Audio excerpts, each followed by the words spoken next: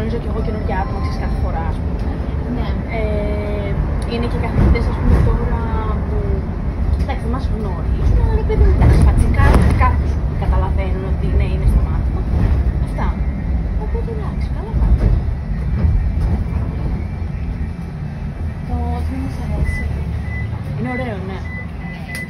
Λύση το Κυπριακό. Οκ.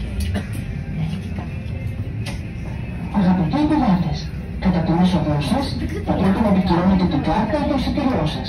Ευχαριστώ. Αλλά είναι ωραία με γίνει φέτος. Είχες πολλές ώρες σήμερα. Όχι, μόνο αυτό.